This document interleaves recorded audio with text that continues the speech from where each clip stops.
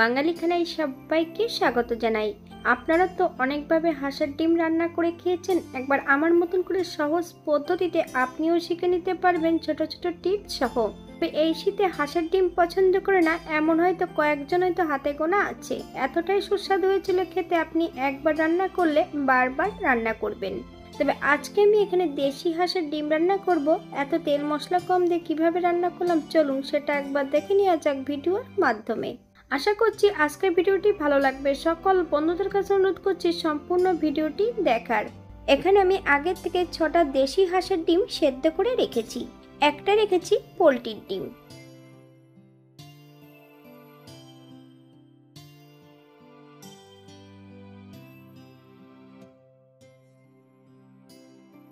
অপর দিক থেকে বেশ কিছুটা মশলা বেটে নেব। আদা, জিরে, ধনে, শুকনো লঙ্কা, দারচিনি, এলাচ, লং। তবে আমি এখানে ধনে গুঁড়োটা নিয়েছি, আপনারা এখানে গোটা ধনেও নিতে পারেন। বেশ মিহি করে বেটে নেব। এই পর্যায়ে একটা কড়াইতে বেশ কিছুটা সরষের তেল অ্যাড করব। তেল গরম হওয়া পর্যন্ত অপেক্ষা করতে হবে। বেশ কিছুটা আলু একটু লবণ হলুদ দিয়ে ভেজে নেব।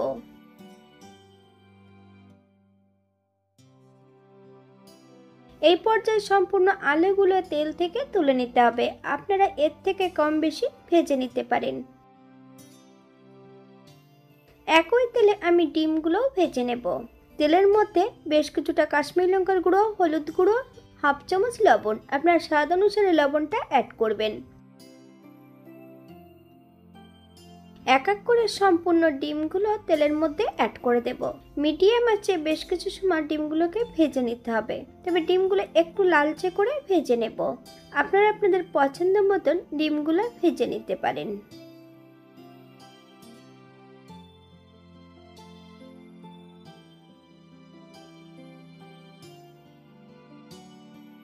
বাঙালি রান্না ঘরোয়া উপকরণ দিয়ে আপনাদের যদি রান্নাগুলো পছন্দ হয় তাহলে চ্যানেলটি সাবস্ক্রাইব করে দিয়ে পাশে থাকবেন। পাশে থাকা বেলটি বাজিয়ে দেবেন, নইলে নিত্য নতুন রান্নার নোটিফিকেশন পাবেন না। আমার এই চ্যানেলে আমিষ, নিরামিষ এবং হাঁসের ডিম বা মুরগির ডিমের বিভিন্ন ধরনের রেসিপি দেওয়া আছে। আপনাদের যদি পছন্দ হয় তাহলে চ্যানেলটি ঘুরে একবার দেখে নেবেন।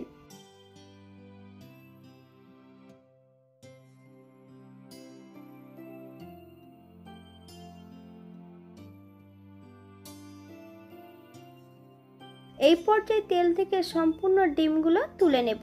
আপনারা এর থেকে কম বেশি ভেজে নিতে পারেন।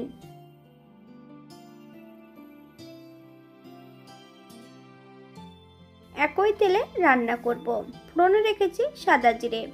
ফোড়ন থেকে সুগন্ধ বেরোলে বেশ কিছুটা রসুন বাটা অ্যাড করব। আপনারা যদি পছন্দ করেন তাহলে পরিমাণে বাড়িয়ে দিতে পারেন। রসুন থেকে যতক্ষণ কাঁচা গন্ধ ছাড়বে ততক্ষণ বেশ ভালো করে ভেজে নিতে হবে।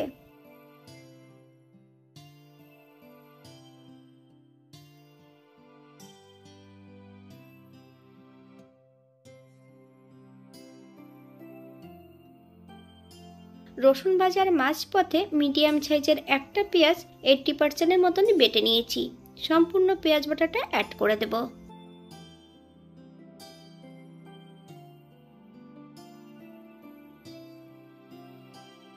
যতক্ষণ পেঁয়াজ রসুন থেকে কাঁচা গন্ধ ছাড়বে ততক্ষণ বেশ ভালো করে ভেজে নিতে হবে।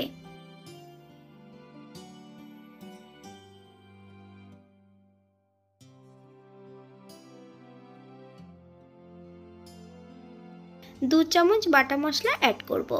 মিডিয়াম আঁচে বেশ কিছু সময় মশলাটা ভেজে নিতে হবে।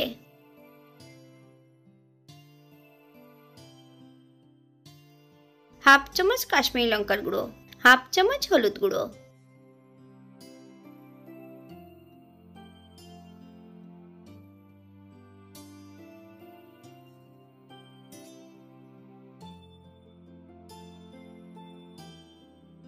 মশলা দেওয়া বাটি থেকে বেশ কিছুটা জল অ্যাড করব। যতক্ষণ মশলা থেকে তেল না ছাড়ছে ততক্ষণ বেশ মশলাটা ভালো করে কষিয়ে নিতে হবে।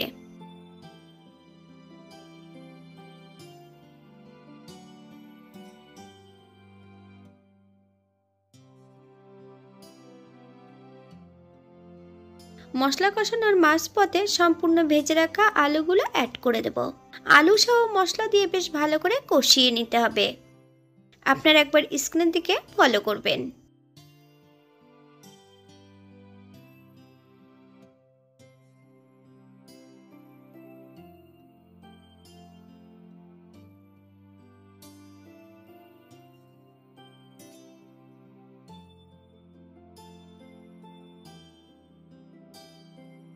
হাফ চামচ লবণ, আপনার স্বাদ অনুসারে লবণটা অ্যাড করবেন।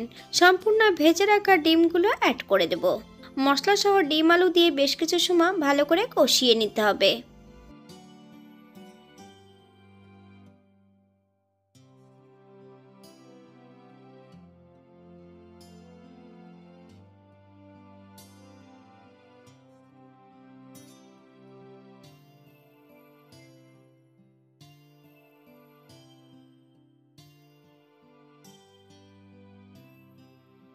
বেশ কয়েকটা কাঁচা লঙ্কা ফালি দিয়ে অ্যাড করেছি।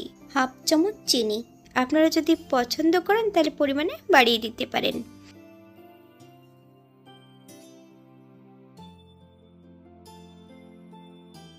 এখানে আমি গ্রেভির জন্য 2 কাপ জল অ্যাড করব। আপনাদের যতটা গ্রেভির প্রয়োজন আপনারা ততটা জল অ্যাড করতে পারেন। হালকা হাতে নেড়েচেড়ে মিশিয়ে দিতে হবে।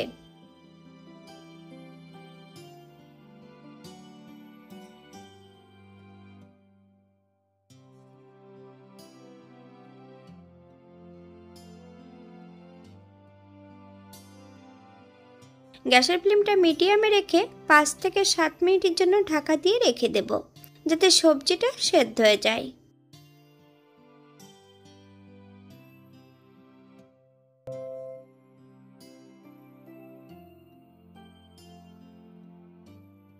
সাত মিনিট পর এই পর্যায়ে একবার চেক করে নিতে হবে যে সবজিটা সেদ্ধ হয়েছে কিনা।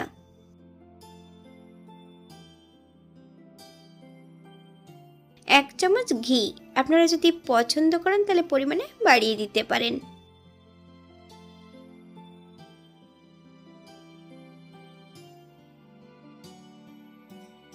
গ্যাসের ফ্লেমটা অফ করে দিয়ে 5 মিনিটের জন্য স্ট্যান্ডিং টাইম দেব, তারপর সার্ভ করব।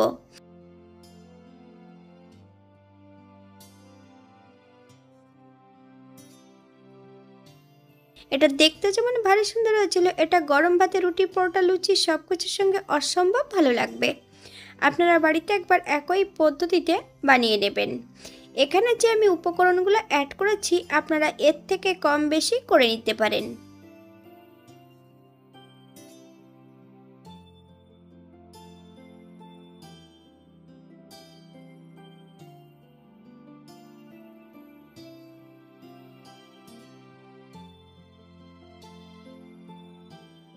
আজকের ভিডিওটি এই পর্যন্ত। সবাই সুস্থ থাকবেন, ভালো থাকবেন। অন্যদিন নতুন রেসিপি নিয়ে আপনাদের সামনে আবার আমি হাজির হব। নতুন পুরনো সকল বন্ধুদের অসংখ্য ধন্যবাদ ভিডিওটি দেখার জন্য। হাতে যদি সময় থাকে তাহলে একটা লাইক, কমেন্ট, শেয়ার করবেন।